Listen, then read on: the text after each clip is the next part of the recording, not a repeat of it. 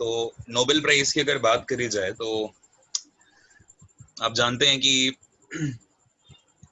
Basically कितने field में दिया जाता है, ये बताइए। नोबेल प्राइज कितने फील्ड में दिया जाता है, जानते हैं?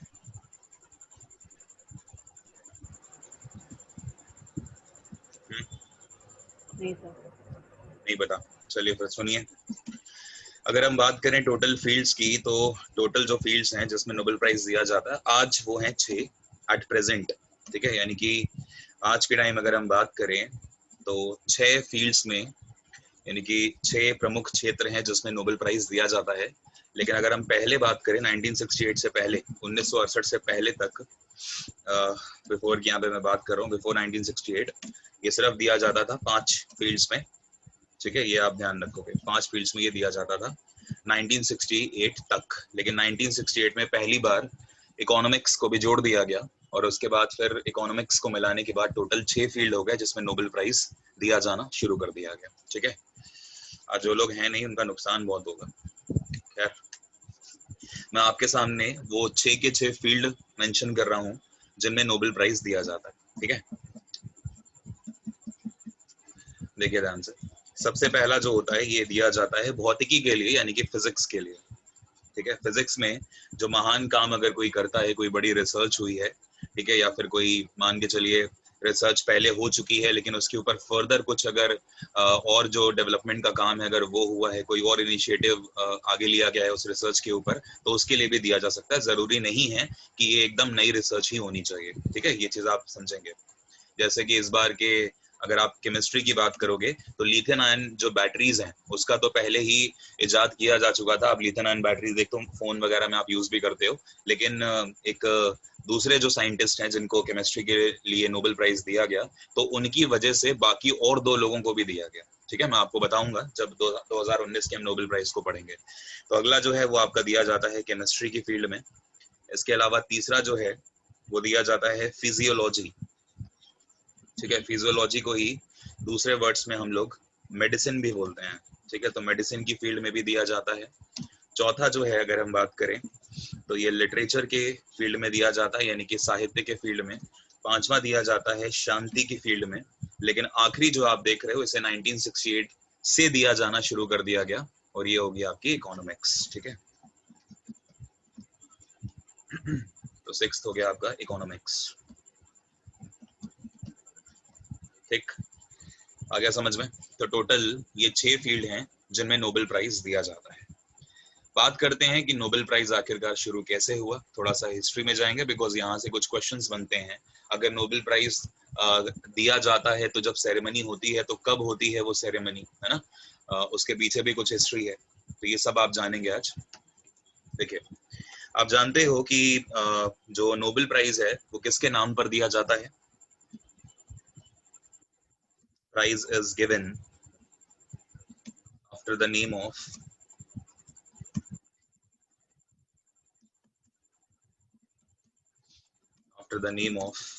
अल्फ्रेड। ठीक है, आप जानते हो अल्फ्रेड नोबेल, लेकिन इनका पूरा नाम क्या है? Alfred Bernard Nobel. ठीक है, इनके नाम पर ये प्राइज दिया जाता है, ये चीज आपको समझ में आनी चाहिए। तो अल्फ्रेड बर्नार्ड नोबेल, इनके नाम पे ये प्राइज शुरू करा गया। ठीक है, अब ये शुरू कैसे करा गया, उसकी कहानी क्या है, उससे पहले, वहां तक पहुंचने से पहले आप ये समझिए कि इनकी बर्थ जो है वो कब हुई है। ठीक है, और उनके बाद इनकी जो डेथ है वो कब हुई है। ठीक है, ये दोनों ही इम्पोर्टेंट है। बर्थ की अगर मैं बात करूं तो ये पैदा हुए हैं 21 अक्टूबर को। ठीक है, 21 अक्टूबर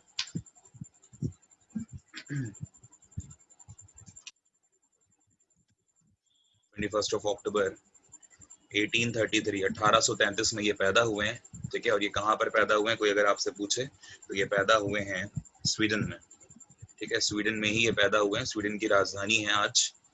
कैपिटल की अगर हम बात करें तो यहाँ की कैपिटल है स्टॉकहोम। ठीक है, स्टॉकहोम यहाँ की कैपिटल है, राइट। और अगर हम बात करें आगे इनकी डेथ कहाँ पर हुई है, तो पहले तो डेथ याद रखिए, बहुत बहुत इंपॉर्टेंट है, भूलिएगा मत गलती से भी। ठीक है, 10 दिसंबर को इनकी डेथ हुई है। क्यों इंपॉर्टेंट है बाद में जिक्र करूंगा। ठीक है, 1896, और ये हुई है इटली में। ठीक है। इनकी डेथ इटली में हुई है, ये भी आप ध्यान रख सकते हो। और इटली में कहाँ पर हुई है अगर कोई ये पूछे आपसे तो सैन रेमो, ठीक है, ये इटली का एक शहर है सैन रेमो, वहां पर इनकी डेथ हुई है। ठीक है, तो ये दो चीजें आपको बर्थ और डेथ के बारे में पता होनी जरूरी थी। ठीक, अब कहानी यहीं से शुरू होती है। ठीक है, 1896 में एल्फ्रेड नोबेल की डेथ होती है, लेकिन उससे पहले अगर हम बात करें तो इन्होंने एक बहुत बड़ा इन्वेंशन करा, एक डिस्कवरी करी इन्होंने। ठीक है, जिसके लिए ये पूरी दुनिया में इन्होंने शोहरत हासिल करी, बेशुमार इज्जत हासिल करी। तो इनका जो डिस्कवरी है वो इन्होंने डायनामाइट की करी। ठीक है, तो आप ये ध्यान रखें, डायनामाइट की इन्वेंशन इन्होंने करी। और डायनामाइट को कब खोजा गया, तो 1867 में डायनामाइट की इन्होंने खोज करी। ठीक है, इन्होंने डायनामाइट की जो खोज करी थी वो मानवता की भलाई के लिए करी थी, लेकिन आप जानते हैं कि इसका जो प्रयोग है वो शुरू हो गया, यानी कि मिसयूज इसका शुरू हो गया। ठीक है, तो तब से इनको ये लगने लगा कि यार जो इन्वेंशन मैंने करा है, जो डिस्कवरी मैंने करी है, वो कहीं ना कहीं मानवता के हित में तो है, लेकिन उसका मिसयूज भी किया जा रहा है। तो कुछ ना कुछ ऐसा करा जाए कि मेरे जाने के बाद भी, मतलब मेरी डेथ के बाद भी मानवता के कल्याण की हमेशा बात करती रही जाए। ठीक है, तो इन्होंने कुछ वैसा ही करा। तो डिस्कवरी इन्होंने करी है डायनामाइट की 1867 में। और एक चीज ध्यान रखें, अगर आपसे एग्जैक्टली नाम पूछा जाए कि क्या इन्होंने खोजा, तो डायनामाइट का जो नाम है वो अगर आपसे पूछा जाए तो याद रखिएगा, इसका नाम है ब्लास्टिंग कैप। ठीक है, तो ब्लास्टिंग कैप है जिस डायनामाइट को इन्होंने डिस्कवर किया था, ब्लास्टिंग कैप है उसका नाम। ठीक है, तो ये चीज आपको पता होनी चाहिए। चलिए, ये भी आपने कर लिया। हाँ, तो अब 1867 में जब इन्होंने ब्लास्टिंग कैप को डिस्कवर करा है, डायनामाइट की डिस्कवरी करी, तो बहुत ज्यादा मिसयूज होने लगा। और फाइनली अब एक समय आ चुका है 1895 का, जिसके अगले साल ही एल्फ्रेड नोबेल की डेथ हो जाएगी। आप देख रहे हो 1896 में इटली में इनकी डेथ हो जाएगी। तो 1895 से ही कहानी शुरू होती है, और ये सबसे पहले लिखवाते हैं अपनी एक आखिरी विल। ठीक है, तो इनकी विल लिखी जाएगी, यानी कि इनकी जो आखिरी वसीयत है वो लिखी जाएगी। तो 27 नवंबर, ठीक है, 27 नवंबर 1895 को, ठीक है, अल्फ्रेड नोबेल अपनी लास्ट विल लिखवाते हैं, यानी कि अपनी आखिरी वसीयत लिखवाते हैं।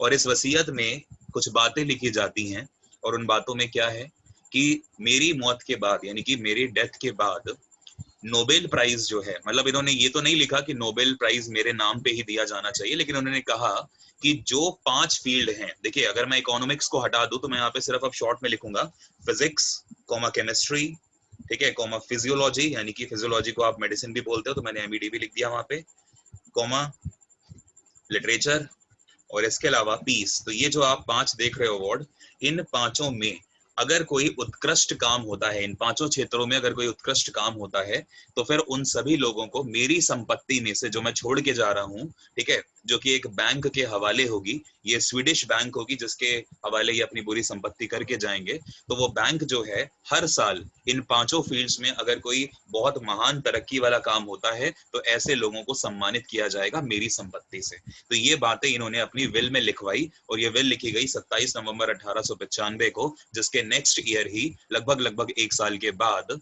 10 दिसंबर 1896 को अल्फ्रेड नोबेल की डेथ हो जाती है इटली में। अब आप मुझे ये बताइए कि यहाँ तक जो चीजें हैं ये आपको समझ में आई हैं? Yes sir. अच्छे से क्लियर हुआ? कोई डाउट तो नहीं किसी को भी? नहीं ठीक है, अच्छा वो बातें पढ़ रहे हैं जो यूजुअली आप नहीं पढ़ते हैं नोबेल प्राइज में, है ना, लेकिन एक बार जान लेंगे तो मजा भी आएगी सीखने में, और आगे किसी को बताएंगे तो उनको भी समझ में आएगा कि हाँ भाई आपको नॉलेज है। जी किरण जी, क्या कह रहे हो? सर कोई अमाउंट फिक्स नहीं किया था, कुछ ऐसे ही बस दिया जाएगा? मैम देखिए, वैसे अगर देखा जाए तो नोबेल प्राइज उस टाइम पे अमाउंट तो कोई फिक्स नहीं थी एज सच। ठीक है, ये क्योंकि 1901 से दिया जाना शुरू हुआ है, 1900 में डिसाइड हुआ है कमेटी के द्वारा कि अब देना शुरू करेंगे, लेकिन 1901 से दिया गया। उस समय की जो अमाउंट है वो आपसे पूछेगा भी नहीं और ना ही इम्पोर्टेंट है, लेकिन ये अमाउंट हर साल वेरी होती है, हर साल वेरी हो भी सकती है, नहीं भी हो सकती है। जैसे पिछले 3 सालों से वेरिएशन नहीं है ना। इस बार जो धनराशि दी गई है वो दी गई है 9 मिलियन क्रोनर। स्वीडन में, स्वीडन का जो बैंक है जिसका नाम है स्वीडन का सेंट्रल बैंक, ठीक है, उसका नाम है स्वेरिजस रिक्स बैंक, मैं लिख रहा हूँ। जो स्वीडन का बैंक है जिसमें इनकी पूरी संपत्ति पड़ी हुई है, जो हर बार आप ये मान के चले कि इंटरेस्ट इसके ऊपर लगता रहता है और एक अमाउंट बन जाता है, फिर ये लोग बांटते रहते हैं, और ये अमाउंट बहुत अच्छा खासा अमाउंट होता है, मैं आपको बताऊंगा भी। स्वीडन के बैंक है। जिस तरह से आप देखो कि हमारे यहाँ पे RBI, reserve bank of India का काम क्या है कि ये बैंकों का बैंक है, यानी कि सभी बैंक्स के लिए एक तरह से रेगुलेटर का काम करेगा, नियामक का काम करता है, तो हम इसे सेंट्रल बैंक बोल देते हैं, सेंट्रल बैंक ऑफ इंडिया। तो ऐसे ही स्वीडन का ये बैंक है जिसे हम सेंट्रल बैंक बोलते हैं, सेंट्रल बैंक ऑफ स्वीडन। तो स्वीडन का ये सेंट्रल बैंक है जिसके पास इनकी संपत्ति है और इसका नाम है स्वेरिजस, SVERIGES, ठीक है, स्वेरिजस रिक्स बैंक, ठीक है, रिक्स बैंक। तो ये स्वेरिजस रिक्स बैंक नाम से स्वीडन का सेंट्रल बैंक है, ये आपको पता होना चाहिए, ठीक है। और आज जब 2019 में जब लॉरिट्स को ये अवार्ड दिए गए, तो जो इस समय जो धनराशि है, मैं एट प्रेजेंट प्राइज मनी की बात कर रहा हूँ, ठीक है, एट प्रेजेंट की बात कर रहा हूँ, ये दिया जाता है 9 मिलियन, ठीक है, क्रोनर। ये नॉर्वेजियन क्रोनर होता है, सॉरी ये स्वीडिश क्रोनर होता है, ठीक है। तो KRON क्रोनर, ठीक है, तो ये आप ध्यान रखो। वैसे जो है वो क्रोना है, यहाँ की स्वीडन की जो करेंसी है वो क्रोना होती है, तो 9 मिलियन क्रोना दिए जाते हैं। अगर मैं इनको रफली कैलकुलेट करूं इंडियन रुपीस में, तो ये लगभग बैठते हैं 7.52 करोड़ रुपीस, यानी कि करोड़, ठीक है, एक लॉरेट को।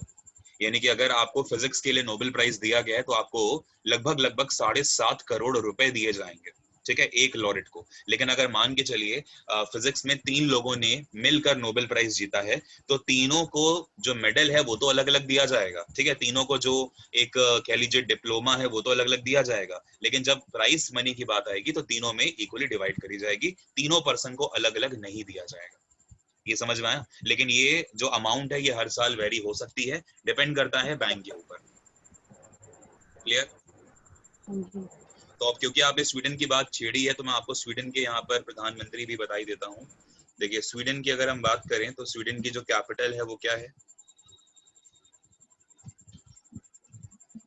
ठीक है, स्टॉकहोम। याद रहेगा स्वीडन की कैपिटल क्या है, स्टॉकहोम। और मुझे बताइए स्वीडन के प्रधानमंत्री का नाम क्या है?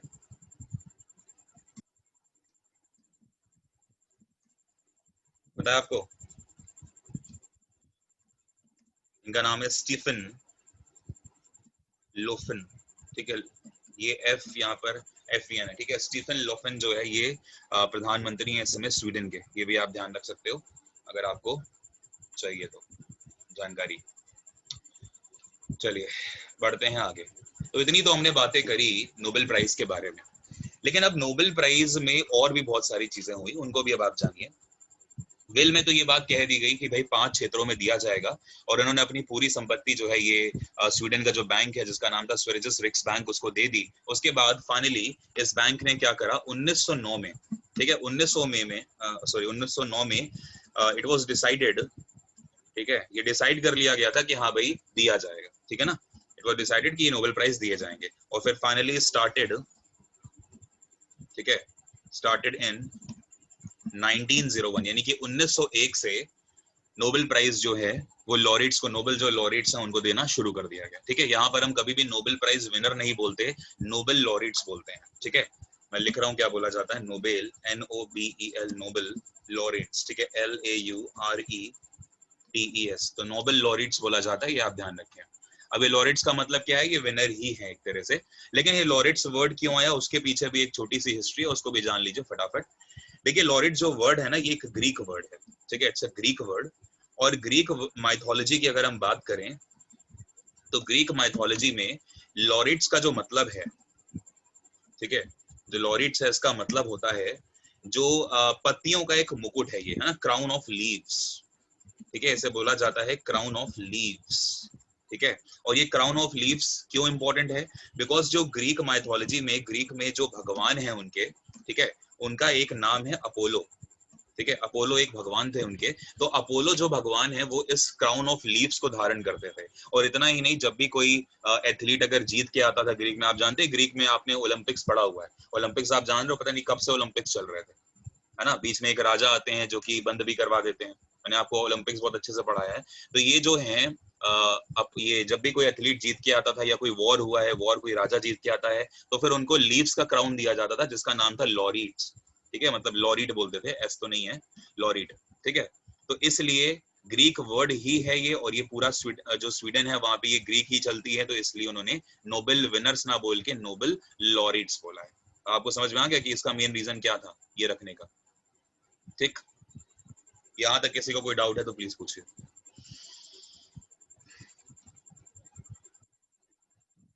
जी क्लियर है? सर ये अपोलो भगवान है वहाँ पे? अपोलो भगवान है जी, ये ग्रीक भगवान थे अपोलो, और वो भी क्या करते थे, ये एक मुकुट पहनते थे पत्तियों का, तो उसको लॉरिड बोलते थे, तो उसी के नाम पे नोबेल लॉरिड्स, क्योंकि देखो मानवता के क्षेत्र में बहुत बड़ी बड़ी उपलब्धियां हासिल करी हैं, तभी इनको नोबेल प्राइज दिया जा रहा है, तो कहीं ना कहीं भगवान के बराबर ही इनको एक तरह से रखा गया है, तो इसलिए वो क्राउन ऑफ लीव्स इनको दिया जाता है। ठीक है जी। क्राउन वाउन वैसे इनको नहीं देते हैं, इनको तो सिर्फ अवार्ड में इनको क्या दिया जाता है, मैं वो भी लिख देता हूँ, देखो अगर आपसे कोई पूछ ले कभी कि अवार्ड में आखिरकार नोबेल प्राइज में मिलता क्या क्या है, तो अवार्ड में 3 चीजें दी जाती हैं। सबसे पहला है गोल्ड मेडल, ठीक है, याद रखें गोल्ड मेडल दिया जाता है। ओके, गोल्ड मेडल के अलावा एक आपको डिप्लोमा दिया जाता है, it is a kind of certificate जो बहुत ही सुंदर तरीके से लिखा होगा, डिप्लोमा, और इसके अलावा आपको दी जाती है प्राइज मनी। ठीक है, और ये प्राइज मनी मैंने आपको बता दी इस बार जो थी वो कितनी थी, 9 मिलियन, ठीक है, स्वीडिश क्रोनर। ओके, तो 9 मिलियन स्वीडिश क्रोनर ये इस बार की धनराशि थी। और गोल्ड मेडल में भी एक चीज ध्यान रखिए, ऐसा कहा जाता है कि जब नोबेल प्राइज दिए जाने शुरू हुए 1901 से, ठीक है, तो उस टाइम पे जो नोबेल प्राइज दिया जाता था, ठीक है, वो जो होता था 23 कैरेट सोने का होता था, यानी कि 23 कैरेट गोल्ड का वो होता था। लेकिन क्योंकि इसमें भी पैसा लगेगा और उसके अलावा आप राशि भी दे रहे हैं एक अमाउंट, तो इसलिए क्या हुआ बाद में, ठीक है, यानी कि हम बात कर रहे हैं 1980, ठीक है, तो 1980 के बाद से क्या हुआ, ये जो गोल्ड मेडल है ये 23 कैरेट से हटा के, ठीक है, इसे कर दिया गया 18 कैरेट का। तो ये भी आप ध्यान रखो, 18 कैरेट गोल्ड कर दिया गया। और ये गोल्ड जो था ये ग्रीन गोल्ड होता है, ठीक है, एक तरह का गोल्ड ही होता है, ग्रीन गोल्ड, ठीक है। और इसमें क्या कर दिया, प्लस इसके ऊपर 24 कैरेट की, ठीक है, प्लेटिंग कर दी गई। तो अब जो गोल्ड मेडल मिलता है वो ऐसा वाला मिलता है कि 18 कैरेट इसमें ग्रीन गोल्ड होगा, और उसके ऊपर कोटिंग होगी कितने की,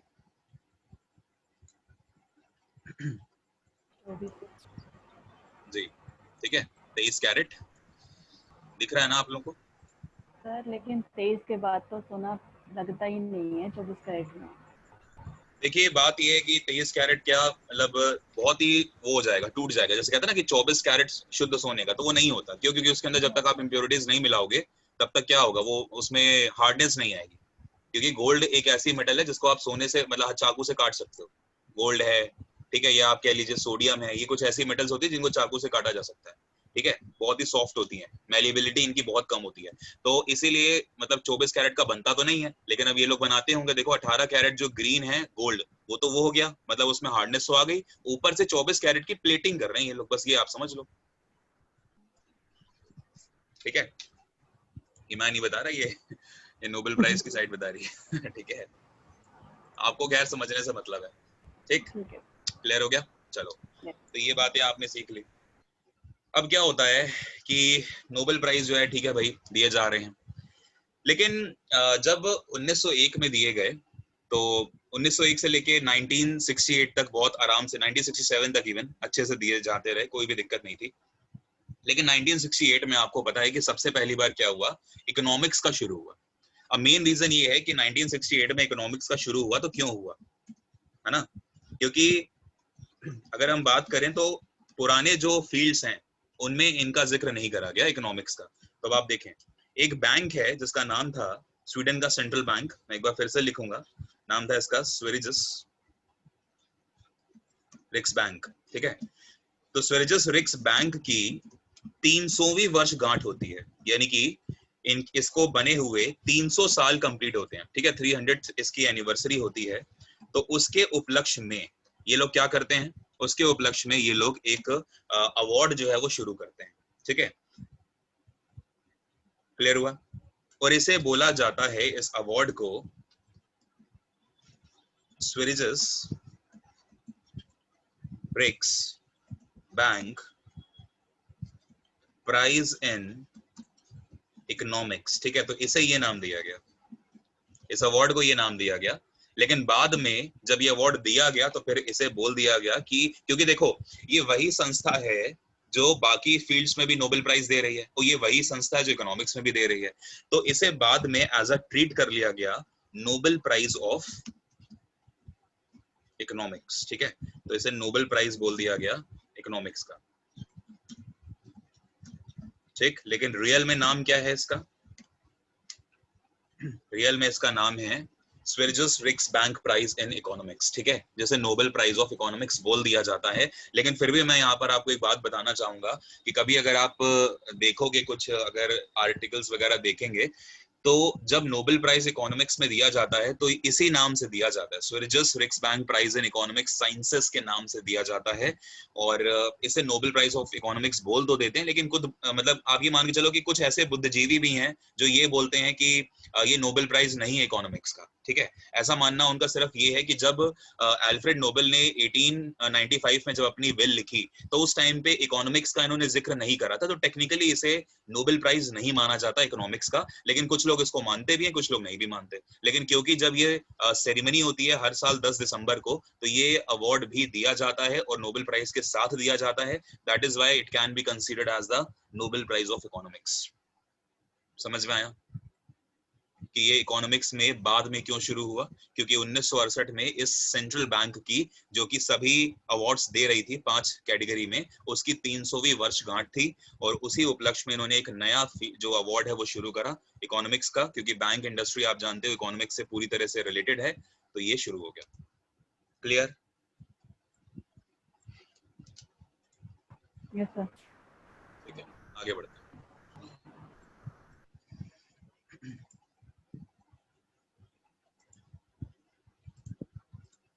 आगे देखिए क्या हुआ कि जो पीस प्राइज अगर हम बात करें, नोबेल ये पीस प्राइज, ये आपको पता है कहां से दिया जाता है?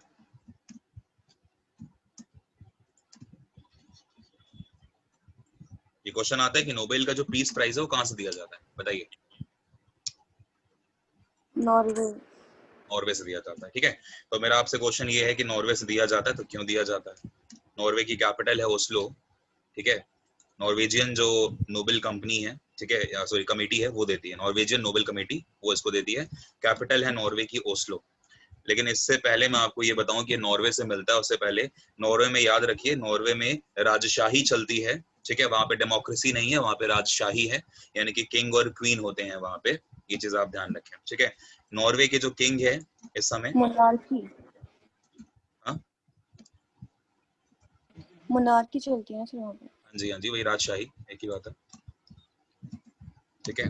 उसे बोला जा रहा है हेराल्ड फिफ्थ, ठीक है। तो इस समय जो किंग है नॉर्वे के, उनका नाम है हेराल्ड फिफ्थ, ठीक है। और जो इस समय क्वीन है उनका नाम है क्वीन सोनिया, ठीक है। लेकिन ये लिखेंगे जे से, याद रखिएगा, ठीक है ये आई, लेकिन लिखेंगे आप जे। तो ये क्वीन सोनिया है जो कि इस समय नॉर्वे की महारानी है, ठीक है। ये चीज आप ध्यान रखो। अब हम बात करते हैं कि नॉर्वे से क्यों दिए जाते हैं। देखो, जब अल्फ्रेड नोबेल ने 1895 में अपनी विल लिखी, तो उसमें 5 सब्जेक्ट्स की तो बात करी कि 5 फील्ड्स में नोबेल दिया जाना चाहिए, लेकिन उन्होंने कहीं पर भी ये बात नहीं लिखी कि नॉर्वे वाले जो हैं वो पीस प्राइज देंगे। लेकिन अब बात आके ये उठती है कि नॉर्वे वाले फिर क्यों देते हैं? इसको भी तो जो स्वीडिश बैंक है उसी को देना चाहिए ना, बताइए। क्वेश्चन आपको समझ में आया मेरा? Yes sir. जी। तो इसका कोई जवाब देना चाहेगा किसी को अगर पता हो तो? वहाँ भी किसी ने बिल बना दी होगी अपनी। क्या? वहाँ भी किसी ने अपनी बिल बना दी होगी। हाँ ना, वो तो मर गए ना फिर, उनकी तो डेथ हो गई। यहाँ नॉर्वे में किसी ने बोल दिया होगा मैं दूंगा। नहीं नहीं, ऐसा कुछ नहीं। देखो मैं बताता हूँ, जब अल्फ्रेड नोबेल ने अपनी विल लिखी, तो उस समय पे जो स्वीडन आप आज देख रहे हैं, स्वीडन प्लस नॉर्वे पूरा एक प्रोविंस हुआ करता था, ठीक। लेकिन 1905 में स्वीडन से नॉर्वे जो है वो अलग हो गया, यानी कि बाइफर्केशन हुआ नॉर्वे का, इसलिए ये अलग अलग हो गए। समझ में आया? लेकिन जो कमेटी थी, वो कमेटी जो जिसका हेड ऑफिस था उस कमेटी का, वो नॉर्वे में था, तो इसलिए वो नॉर्वे चला गया। अब आपको समझ में आया कि क्यों वहां पे चला गया, नॉर्वे से ही पीस प्राइज क्यों देते हैं। बाकी जो कमेटीज हैं उनका हेड ऑफिस आपको मिलेगा स्वीडन में, ठीक है। लेकिन 1905 से पहले जो पीस प्राइज जो देती थी, जिसका नाम था नॉर्वेजियन नोबेल कमेटी, उसका ऑफिस था नॉर्वे वाले रीजन में, और जब ये डिवाइड हुए, बाइफर्केशन हुआ स्वीडन और नॉर्वे का 1905 में, नॉर्वे एक अलग देश बन गया, तो फिर वो जो हेड ऑफिस है वो भी तो वहां चला गया नॉर्वे में, तो इसीलिए ये पीस प्राइज नॉर्वे से दिया जाता है। समझ में आया अब आपको? तो ये पीस प्राइज यहाँ से मिलेगा। किंग हायरार्ड फाइट क्या है? क्या किंग का क्या है? नॉर्वे में राजशाही चलती है, मोनार्की चलती है, और नॉर्वे के जो राजा हैं उनका नाम है किंग हेराल्ड फिफ्थ।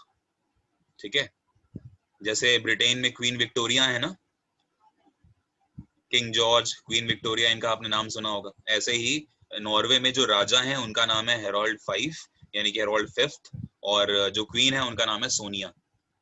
नॉर्वे की क्वीन है ये, नॉर्वे के राजा और रानी। ठीक है, चलिए, तो ये पॉइंट भी अब आपको क्लियर हो गया कि नोबेल प्राइज जो पीस का है वो नॉर्वे से क्यों दिया जाता है। ठीक, चलो ये भी चीजें क्लियर होती हैं। अब कुछ और पॉइंट्स जानो, वो भी जरूरी हैं। देखो, अगर हम बात करें फिजिक्स की और अगर हम बात करें केमिस्ट्री की, तो ये जो दोनों प्राइज हैं, देखो अलग अलग कमिटीज हैं जो बनती हैं, ठीक है, और इन फील्ड्स में जो भी अच्छा काम करते हैं उनको ये देखती हैं, उनकी रिसर्च पेपर्स वगैरह, ठीक है, उनकी जो भी चीजें हैं वो सब ऑब्जर्व करके जज करने के बाद फिर कमेटी नाम जो है वो डिसाइड करती है, वो बैंक को देती है, और उसके बाद बैंक जो है एक सेरेमनी रखता है और उसके बाद फिर वो अवार्ड्स जो हैं वो दे दिए जाते हैं। ठीक है ना, ये चीजें। लेकिन जो फिजिक्स और केमिस्ट्री में जो अवार्ड दिया जाता है उसकी एक पर्टिकुलर कमेटी है, ठीक है ना, यही कमेटी जो है इन दोनों फील्ड में ही दे सकती है और किसी फील्ड में नहीं देगी। इस कमेटी का नाम है the royal Swedish academy of sciences. ठीक है, तो ये है इस कमेटी का नाम। तो जो royal Swedish academy of sciences है, ये फिजिक्स में भी देगी और ये केमिस्ट्री में भी देगी, ये आपको समझ में आ गया होगा। बताइए, ठीक है, तो दो फील्ड के अंदर कौन दे रहा है? The royal Swedish academy of sciences. लेकिन अगर हम बात करें मेडिसिन की, मेडिसिन मतलब फिजियोलॉजी की बात हो रही है, ठीक है, मेडिसिन की अगर मैं बात करूं तो मेडिसिन में जो देती है मतलब जो कमेटी है उसका नाम है कैरोलिंस्का इंस्टीट्यूट। तो कैरोलिंस्का इंस्टीट्यूट जो आप देख रहे हो ये मेडिसिन में देता है। ठीक है, इसके अलावा नेक्स्ट अगर हम बात करें मेडिसिन के अलावा, तो अगला कौन सा मिला आपको? लिटरेचर। लिटरेचर में जो देगी उसका नाम है स्वीडिश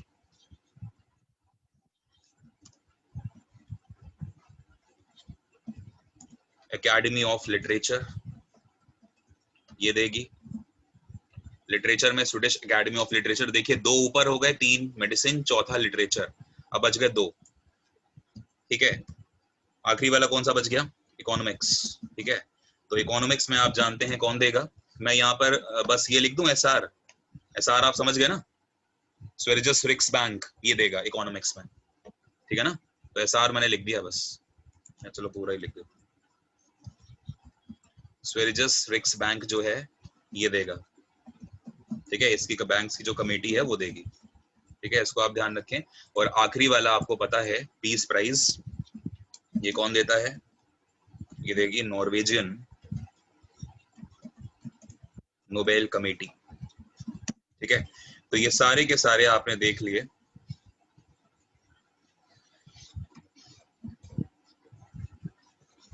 अवार्ड्स। ठीक है, बताइए, पूरे 6 के 6 क्लियर हो गए आपको कि कौन सी कमेटी जो है वो कौन से फील्ड में अवार्ड देती है।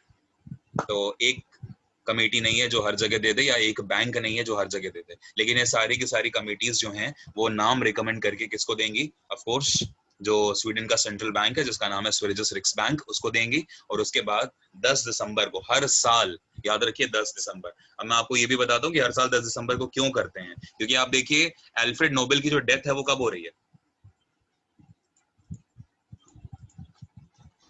10 दिसंबर। तो इसीलिए 10 दिसंबर को हर साल ये अवार्ड दिए जाते हैं, समझ में आया? तो 10 दिसंबर को हर साल की ये प्रथा है कि हर साल इसी दिन दिए जाएंगे। हालांकि जो नोबेल प्राइज है उनका नाम जो है वो तो पहले ही डिक्लेयर कर दिया जाता है कि इस फील्ड में इनको नोबेल प्राइज दिया जाएगा 10 दिसंबर को, लेकिन दिया जब जाएगा वो 10 दिसंबर की ही डेट होगी, ठीक है? ये भी आप ध्यान रखो। तो 10 दिसंबर को दिया जाएगा। और ये दिया कहां पर जाता है, अगर मान के चलो वो आपसे पूछा जाए, तो ये जो जगह है उसका नाम है स्टॉक होम कॉन्सर्ट हॉल, ठीक है? और ये कहां पर है? स्वीडन में, ठीक है? तो ये जगह है स्टॉकहोम कॉन्सर्ट हॉल, जहां पर हर साल 10 दिसंबर को नोबेल प्राइज दिए जाते हैं, ठीक है? समझ में आ गया आपको?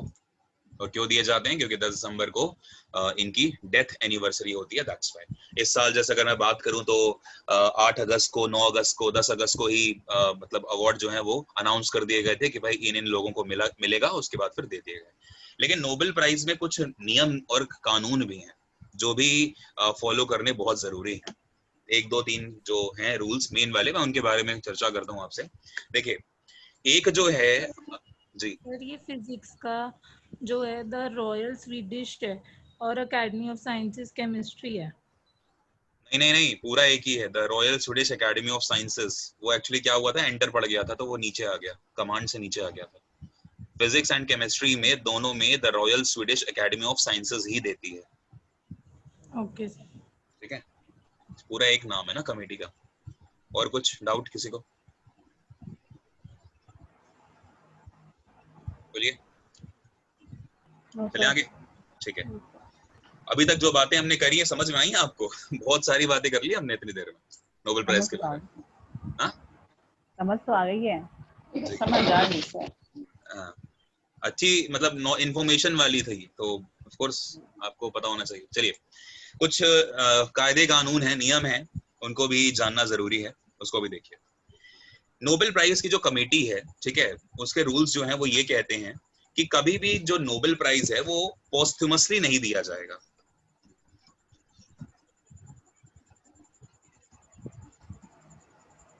यार पोस्टह्यूमसली की स्पेलिंग क्या होगी? सेक्रेटरी जी कहाँ है हमारे? सही है, होता क्या है? मरने के बाद, यानी कि Nobel prize can not be awarded posthumously, ठीक है? POSTHU होगा ना, पोस्टह्यूमसली, सही आएगा, है ना? तो Nobel prize can not be awarded posthumously, आप ये लिख लीजिए। यानी कि मृत्यु के बाद कभी भी ये नहीं दिए जाएंगे। जैसे आप देखो, भारत रत्न मृत्यु के बाद दे दिया जाता है ना? या पद्मश्री है, सब दे दिए जाते हैं, लेकिन ये नहीं दिया जाता, कैन नॉट बी अवॉर्डेड पोस्टह्यूमसली, यानी कि मृत्यु के बाद ये नहीं दिया जाएगा। ये इसका एक बहुत बड़ा कठोर नियम है, ठीक? इसके बाद दूसरा जो नियम है वो ये कहता है कि जो अवार्ड है वो मैक्सिमम अगर दिया जाता है कोई एक अवार्ड, ठीक है, वो मैक्सिमम दिया जाएगा टू 3 पीपल, सिर्फ 3 लोगों को वो अवार्ड दिया जा सकता है, 3 से ज्यादा नहीं हो सकते। जैसे इस बार अगर आप देखिए तो जो आपका अर्थशास्त्र का जो नोबेल प्राइज दिया गया वो इस बार एक भारतीय मूल के हैं, उनको भी दिया गया, ठीक है, उनकी वाइफ को भी दिया गया, और उसके अलावा एक है माइकल क्रेमर, उनको भी दिया गया, यानी कि 3 लोगों को दिया गया, ठीक है, इकोनॉमिक्स का। ऐसे ही फिजिक्स में भी 3 लोगों को दिया गया, केमिस्ट्री में भी 3 लोगों को दिया गया, ठीक है। इसके अलावा मेडिसिन में भी 3 लोगों को दिया गया। सिर्फ जो आपका वो है साहित्य का मतलब लिटरेचर, तो लिटरेचर में सिर्फ 2 लोगों को दिया गया, लिटरेचर में 1 लोग का दिया गया। और 2018 का जो लिटरेचर का था वो भी इस बार 2019 में दिया गया, बिकॉज 2018 में नहीं दिया गया था, ठीक है।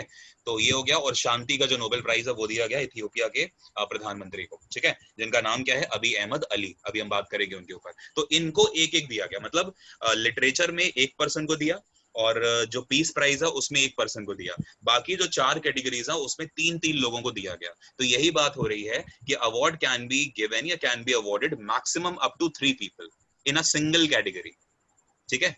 यानी कि फिजिक्स में अगर दे सकते हो मैक्सिमम तो 3 लोगों को दे सकते हो, 3 से चौथा नहीं होगा। समझ में आया? सिंगल को मिले तो कोई दिक्कत नहीं, 2 को मिले कोई दिक्कत नहीं, 3 को मिले कोई इशू नहीं है, लेकिन 4 नहीं हो सकते। लेकिन इसका एक एक्सेप्शनल पॉइंट है, वो ध्यान रखिए। एक्सेप्शन क्या है, मतलब इसी में एक प्लस आगे आर्टिकल जोड़ दिया गया।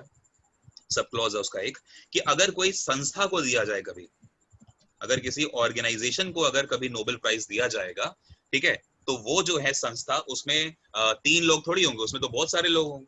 अब जैसे मान के चलिए, मैं बात करता हूँ, एक एग्जांपल है red cross, very very important, ठीक है ना, रेड क्रॉस। तो रेड क्रॉस को 3 बार मिल चुका है नोबेल प्राइज, वो भी शांति के लिए। तो अब 3 बार मिला, तो रेड क्रॉस जो कमेटी है जिसका हेडक्वार्टर आपको मिलेगा स्विट्जरलैंड में, तो उसमें तो यार पता नहीं हजारों लोग काम करते हैं, समझ रहे हैं? तो वहां पर जो दिया जा रहा है वो एज अ ऑर्गेनाइजेशन दिया जा रहा है। क्लियर हो गया? तो ऑर्गेनाइजेशन को दिया जा सकता है, उसमें 3 से ज्यादा लोगों कोई फर्क नहीं पड़ता, लेकिन किसी एक सिंगल कैटेगरी में 3 इंडिविजुअल्स को दिया जाएगा, ठीक है, बट मैक्सिमम उससे नहीं। यहां तक बात बताइए, क्लियर हुआ अगर आपको? ये चीज दोबारा बता दो एक बार, 3 बार वाला क्या है? देखो, मान के चलो किरण जी, मंजू जी और एना जी, इन तीनों ने मिलके, ठीक है, फिजिक्स में कोई बहुत बड़ा रिसर्च कर लिया, तो आप तीनों को दे दूंगा। लेकिन मान के चलिए जो नोबेल प्राइज आपको दिया जाएगा वो सिर्फ एक दिया जाएगा, बस अवार्ड की जो राशि है वो आप तीनों में क्या करी जाएगी, डिवाइड करी जाएगी। समझ में आया? लेकिन मान के चलो कोई 4 लोग आ जाते हैं, कोई, अब जैसे मान के चलो मैंने भी कोई रिसर्च कर ली, तो अगर मैंने रिसर्च कर ली उसी साल और आपने भी करी 3 ने, तो आपको प्रायोरिटी दी जाएगी, क्योंकि 3 लोग जो है मिलके वो एक रिसर्च में इन्वॉल्व है, आपको मिलेगा, मुझे नहीं मिलेगा, क्योंकि मैं चौथा पर्सन हो गया, मुझे नहीं मिल सकता। समझ में आया? एक तो ये पॉइंट है। दूसरा पॉइंट क्या है कि मान के चलिए कोई एक रिसर्च 4 लोग मिलके करते हैं, तो अगर 4 लोग मिलके करेंगे तो भी नोबेल कमेटी के नियम कहते हैं कि आपको अवार्ड नहीं दिया जा सकता, 3 लोगों को ही मिलेगा, ठीक है? अब वो 3 नाम कौन से होंगे वो आपको, आप अपनी सहमति से उठा लें, कोई दिक्कत नहीं है, वो देखेगी बैंक, मतलब कमेटी का काम है, कमेटी देखेगी।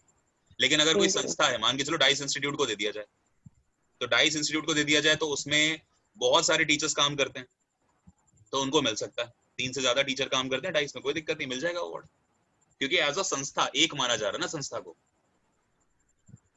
अच्छा, जो इंडिविजुअल जो अमाउंट है और 9 मिलियन कोरेंस है, वो वही बटेगा ना इंडिविजुअल, हर एक के लिए 9 मिलियन है ना?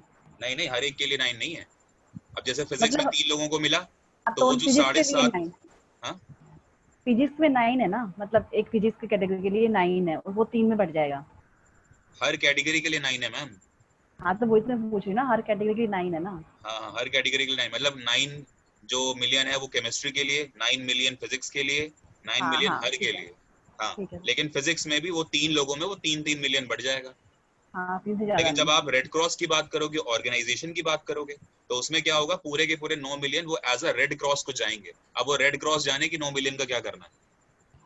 हाँ, ठीक है। संस्था अगर होगी तो फिर संस्था एक ही होगी इसमें। हाँ, संस्था को एक माना जाएगा जी। नहीं, संस्था अगर आती है तो 2 संस्थाएं, हाँ, अगर 2 संस्थाएं आए तो 2 नहीं तो एक ही दिया जा सकता है ना, पीस प्राइज तो एक ही देंगे ना। जैसे आप देखो फिजिक्स में भले 3 लोग हैं लेकिन प्राइस तो एक ही है, मेडल तो एक ही दिया जा रहा है ना, मतलब वो सॉरी जैसे अभी आप 3 कह रहे हो, तो फिजिक्स में 3 ले लिए हमने, मैम वो, हाँ, बोलो। तो उसके बाद ऐसे संस्थाएं अगर 2 हैं 3 हैं जिनको मिलना, मतलब लग रहा है कि मिलना चाहिए, तो वो संस्थाएं 2-3 हो सकती हैं। पहली बात मैं आपको ये बताता हूँ कि जो 3 लोग हैं ना, इन तीनों ने मिलके रिसर्च वर्क इनका एक ही था। ओके, समझ में आया? इन तीनों के अलग अलग रिसर्च वर्क नहीं थे, तो जब भी 3 लोगों को या 2 लोगों को मिलेगा तो वो एज अ यूनिट बन के रिसर्च कर रहे होंगे, या कोई रिसर्च कर ली होगी तो दिया जा रहा है। पहला पॉइंट तो ये क्लियर करो कि अलग अलग नहीं दे रहे तीनों को। ऐसे ही संस्था में अगर 3-4 संस्थाएं हैं तो उनमें से भी देखेंगे ना कि टॉप की कौन सी है। मैं कंफ्यूज देखो, प्राइज हमारे पास एक ही है, प्राइज हम एक ही देंगे एक बार में। ये नहीं होगा कि 2 अलग अलग संस्थाओं को प्राइज, पीस प्राइज 2 मिल रहा है, ऐसा नहीं होगा कभी भी, ठीक है ना? लेकिन उसमें भी चीजें हैं, ऐसा हो सकता है कि अब जैसे मान के चलो फिजिक्स हुआ, क्योंकि इसमें देखो नियम इसके बहुत थोड़े कंफ्यूजिंग हैं। मान के चलो 2 लोग हैं जिन्होंने फिजिक्स में काम किया और एक अलग बंदा है जिसने फिजिक्स में काम किया, तो इनको भी दे देंगे और इनको भी दे देंगे। और प्राइस कैसे डिस्ट्रीब्यूट होगी? 6 मिलियन यहाँ जाएगा, 3 मिलियन यहाँ जाएगा। लेकिन देखिए दोनों के रिसर्च वर्क अलग अलग है। या फिर क्या करें, 3 अलग अलग बंदे आ जाए, उनको भी मिल जाएगी प्राइस, 3-3 मिलियन तीनों को दे देंगे, ये भी पॉसिबल है। या फिर ये भी हो सकता है कि तीनों मिलके एक ही रिसर्च वर्क पे काम कर रहे हो, तो तीनों में 9 मिलियन बांट देंगे, 3-3-3। तो ये 2, मतलब ये 3 कंडीशन हो सकती है। इन तीनों में प्राइज दिया जा सकता है, लेकिन चौथा इंडिविजुअल अगर आ गया तो नहीं, मतलब 4 बंदे नहीं हो सकते। अभी भी डाउट है? नहीं अभी नहीं सर। एक एग्जांपल से समझाता हूँ। 2014 में नोबेल का पीस प्राइज दिया गया, और आपको पता है कितने लोगों को दिया गया? 2 लोगों को दिया गया। एक दिया गया मलाला यूसुफजई पाकिस्तान की, और इंडिया भारत की तरफ से दिया गया कैलाश सत्यार्थी को। बचपन बचाओ जो आंदोलन था इन्होंने चलाया था, लगभग 70,000 बच्चों का इन्होंने भविष्य जो है सुधारा है, उनको बंधुआ जो मजदूरी होती है उनसे बचाया। 1980 में इन्होंने फाउंडेशन करी थी बचपन बचाओ आंदोलन की। तो 2014 में देखिए नोबेल प्राइज जो है पीस का वो 2 लोगों को दिया गया। क्यों? क्योंकि दिया जा सकता है, लेकिन जो अमाउंट बांटा गया वो कितना बांटा गया? 4.5 समझ में आया? आप इंडिविजुअल देखो, बस इंडिविजुअल 3 से 4 नहीं हो सकते। Okay sir. और वैसे भी इतना कंसर्न नहीं अपना, ये थोड़ी पूछेगा कि बस आपसे ये पूछ लेगा कि कितने लोग हो सकते हैं, आप 3 आंसर टिक करके चले आना, खत्म बात। इतना क्या उसमें है ना, उसमें क्या इतना वो करना। चलिए चलिए इसकी स्क्रीनशॉट ले लीजिए, फटाफट आगे बढ़ते हैं। एक मिनट सर। Done sir. चलिए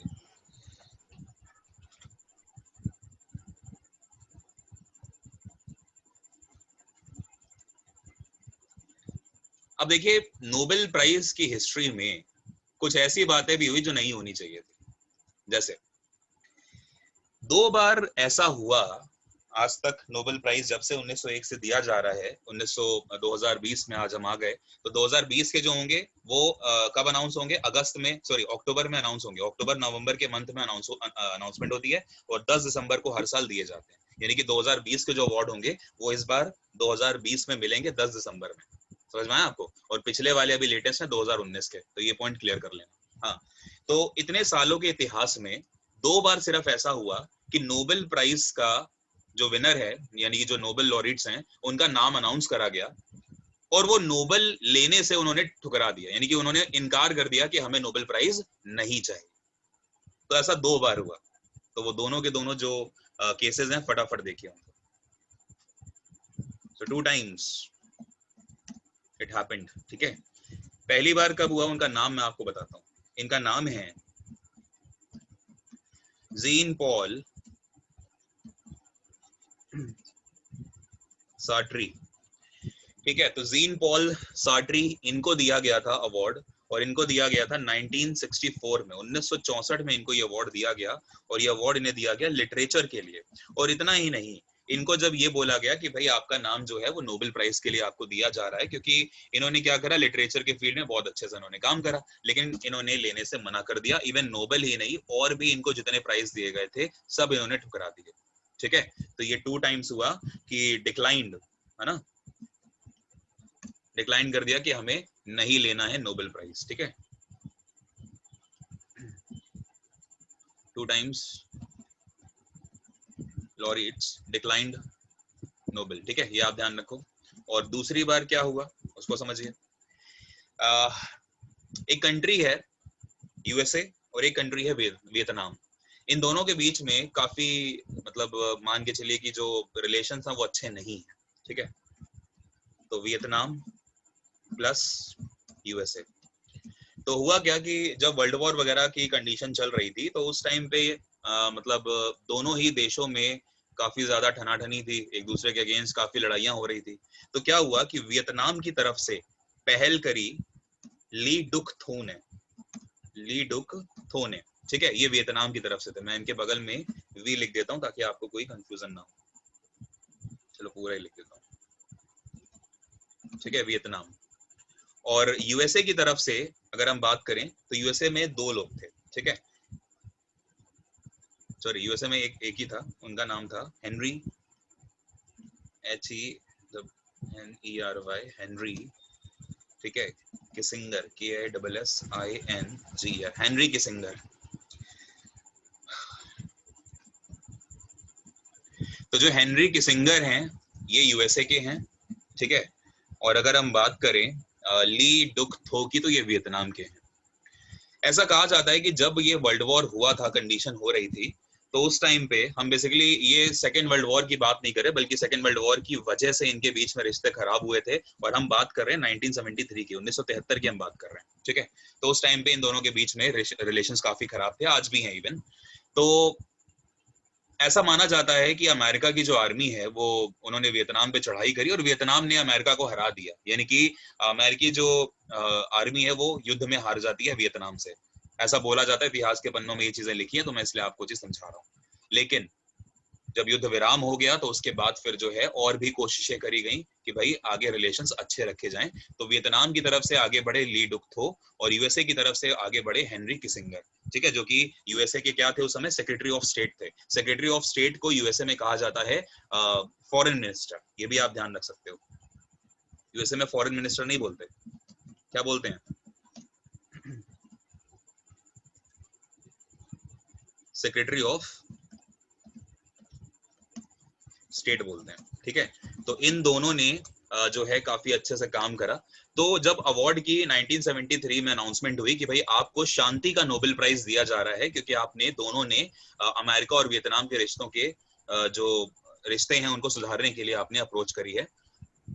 तो जब हम बात करते हैं यूएसए के फॉरेन मिनिस्टर हेनरी किसिंगर की, तो इन्होंने तो हाँ कर दिया कि हाँ ठीक है हम ले लेंगे, लेकिन वियतनाम के जो थे ली डुक थो, इन्होंने मना कर दिया कि हमें नहीं चाहिए। क्यों? क्योंकि वियतनाम में आज भी शांति नहीं है, जब कंप्लीट शांति हो जाएगी तब हम देखेंगे, लेकिन जब कंप्लीट शांति हुई तब तक ये जिंदा नहीं रहे। तो इसलिए नोबेल का नियम है कि मरने के बाद नहीं दे सकते, तो नहीं मिला किसी को भी। तो इन्होंने दोनों ने क्या कर दिया, ठुकरा दिया नोबेल, ठीक है, कि वियतनाम वाले नहीं ले रहे तो हम भी नहीं लेंगे। तो ये 2 बार इतिहास के पन्नों में नोबेल के ऐसा हुआ है कि जब नोबेल जो लॉरेट्स हैं उनका नाम अनाउंस किया गया, लेकिन उन्होंने नोबेल को रिजेक्ट कर दिया।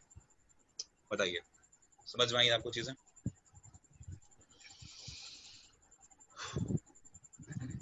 आगे बढ़े, चलिए।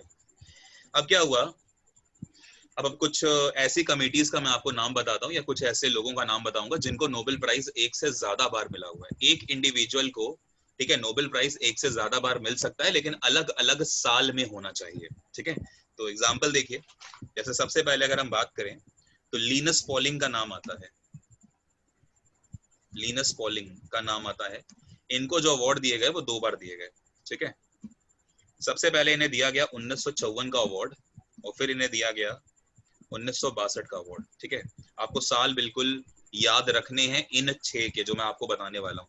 1954 में इन्हें दिया गया केमिस्ट्री के लिए, ठीक है, और 1962 में इन्हें दिया गया शांति के लिए, पीस के लिए इन्हें दिया गया। सेम कैटेगरी भी हो सकती है, कोई दिक्कत वाली बात नहीं है, ठीक है ना। ये भी आप ध्यान, बस साल अलग होना जरूरी है, लेकिन इनकी कैटेगरी दोनों अलग थी। इसके बाद अगर हम बात करें तो एक आपने नाम सुना होगा जे बार्डिन का, बहुत ज्यादा इंपॉर्टेंट नाम, जे बार्डिन, ठीक है। जे बार्डिन का नाम काफी ज्यादा इंपॉर्टेंट है, ठीक है। इनको भी 2 बार दिया गया, ये भी आप ध्यान रखें। एक दिया गया इनका 1956 में, ठीक है, और एक इनको दिया गया 1972 में, 1972 में, और दोनों इनको दिए गए सेम कैटेगरी यानी कि फिजिक्स के लिए, ठीक है। दोनों ही कैटेगरी फिजिक्स हैं जिसमें इनको दिया गया जे बार्डिन को। नेक्स्ट जो नाम है ये आप शायद सुन चुके होंगे, मैडम मैरी क्यूरी। इनको मारी क्यूरी भी बोलते हैं, ठीक है, मैडम मैरी क्यूरी, ठीक है, मारी क्यूरी भी बोल दिया जाता है कभी कभी। तो मैडम मैरी क्यूरी को इनको मिला, इनको भी 2 बार मिला, ठीक है। एक बार तो इन्हें संयुक्त रूप से मिला इनके हस्बैंड पीरे क्यूरी के साथ, लेकिन इन्हीं का नाम आता है तो आप ये समझिए। 1954 में मिला इनको, किसके लिए, फिजिक्स के लिए, ठीक है। और उसके बाद 1962 में इनको मिला केमिस्ट्री के लिए, ठीक है, ये आप ध्यान रखें। और जब ये रेडियम की खोज कर रही थी, ठीक है, और ये पोलोनियम के ऊपर काम कर रही थी, ठीक है, रेडियम की खोज हो चुकी थी तब तक, ऑफ कोर्स पोलोनियम के ऊपर ये काम कर रही थी, और वो आप जानते हैं रेडियो एक्टिव होता है, तो उस समय प्रॉपर शील्डिंग अवेलेबल नहीं होती थी साइंटिस्ट्स के पास। तो क्वेश्चन आता है कि कौन सी ऐसी नोबेल प्राइज विनर है जिनकी मौत जो है, जिनकी डेथ जो है वो एक एक्सपेरिमेंट के दौरान हुई।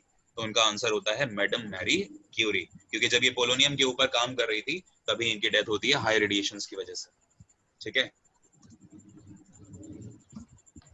God died during an experiment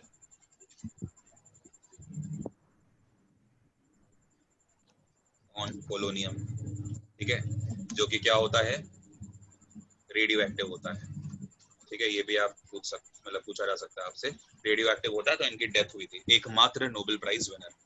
इसके अलावा अगर हम बात करें तो अगला जो है वो आपको बहुत ध्यान से समझना, ICRC को मिला और वो भी मिला 3 बार, ठीक है।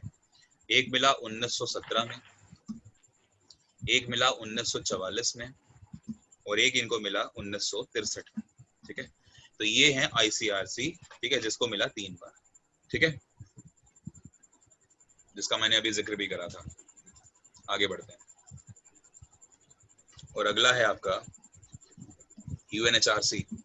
UNHRC को मिला 2 बार, एक मिला 1954 और एक मिला इन्हें 1981, ठीक है। 2-4 बार पढ़ेंगे अपने आप याद हो जाएगा, ठीक है। तो ये जो आप देख रहे हो 1 2 3 4 और ये 5, ये 5 ऐसे हैं जिसमें से 3 जो हैं वो लोग हैं और 2 जो हैं वो संस्थाएं हैं जिनको एक से ज्यादा बार नोबेल प्राइज दिया जा चुका है। और मैक्सिमम अभी तक ICRC लेके बैठी है, जिसका फुल फॉर्म क्या होता है, international committee of the red cross, ठीक है। मैं नाम लिख दे रहा हूँ, international committee of the red cross, ठीक है। तो रेड क्रॉस को मिले हैं 2 बार,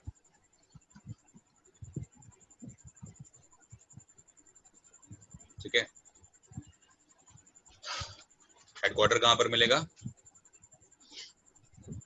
स्विट्जरलैंड, ठीक है। स्विट्जरलैंड में आपको इसका हेडक्वार्टर मिल जाएगा, ठीक है। और UNHRC की अगर हम बात करें तो इसका फुल फॉर्म क्या होता है, United Nations high commissioner of for refugees, ठीक है। यूनाइटेड नेशंस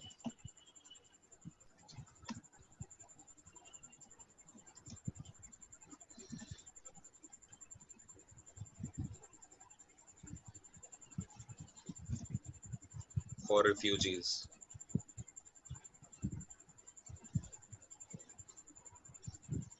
ठीक है।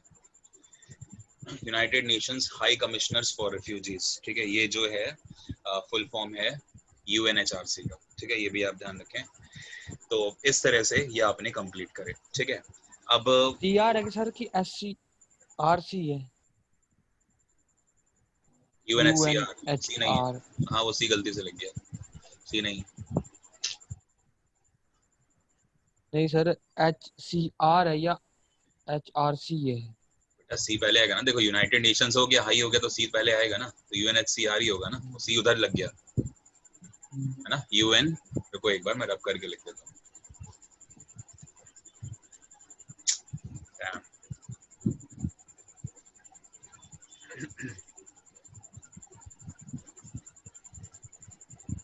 यहाँ लिख दे रहा हूँ, UNHCR, United Nations high commissioner for refugees, ठीक है। हाई कमिश्नर फॉर रिफ्यूजीज, समझ में आ गया आप लोग को? आगे बढ़े। Yes sir. ओके, और इनकी डेथ कब हुई थी? 1900, अच्छा डेथ कहाँ से आ गई, UNHCR छोड़, कोई नहीं। अब इसके बाद क्या आ सकता है आपसे क्वेश्चन? सबसे कम आपसे पूछा जा सकता है कि नोबेल प्राइज जो विनर है सबसे कम उम्र की, वो कौन है? नोबेल प्राइज विनर, ठीक है, जो सबसे यंगेस्ट हैं इसमें अगर हम बात करें, यंगेस्ट जो लॉरेट है उनका नाम क्या है, तो बता सकते हैं? और ओल्डेस्ट जो लॉरेट है उनका नाम क्या होगा? एक का तो आप आंसर जानते हैं, हाँ। बताइए क्या नाम है?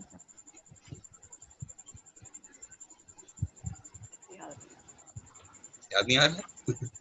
ऐसे याद नहीं आ रहा, कुछ ऑप्शन दे दो फिर आ जाएगा। क्या करना है अभी? आंसर नाम लिखा था मैंने, मलाला यूसुफजई। मलाला यूसुफजई 23 ईयर की, ठीक है, YOUSAFZAI, मलाला यूसुफजई, ठीक है। जब इनको अवार्ड मिला है तो 2014 में मिला है, तो उस टाइम पे ये महज 17 साल की थी, तो ये आप ध्यान रखें, ठीक है। तो जब इनको अवार्ड मिला है तो 17 साल में मिला है, नॉट 23। आज ये 23 साल की है ना, वो अलग बात है, ठीक है। और ओल्डेस्ट जो लॉरेट हैं वो इस बार हैं 2019 में हैं, ये भी आप ध्यान रखें।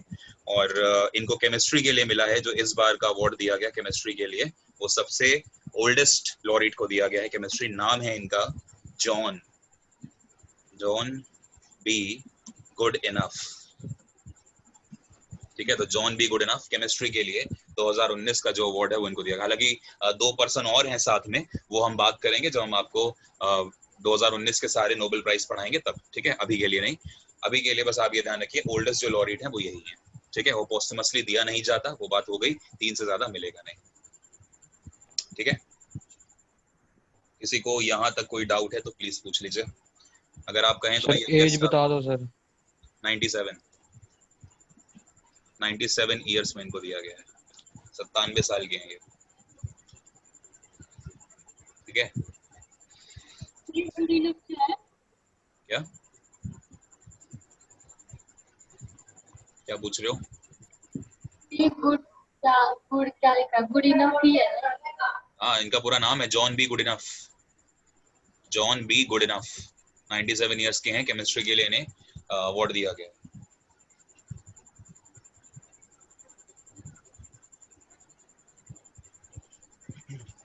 ठीक है, ओके सर। इन्होंने लिथियम आयन जो बैटरी है उस पर काम करा है, मैं आपको बताऊंगा आगे जाके, ठीक है। तो आज के लिए जो चीजें हैं आपकी नोबेल प्राइज की वो खत्म होती हैं।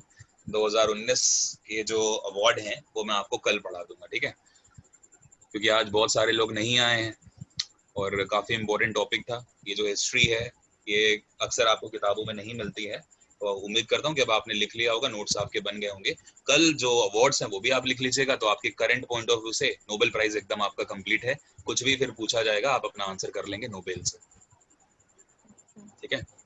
किरण जी स्क्रीनशॉट ले लीजिए प्लीज। Done sir.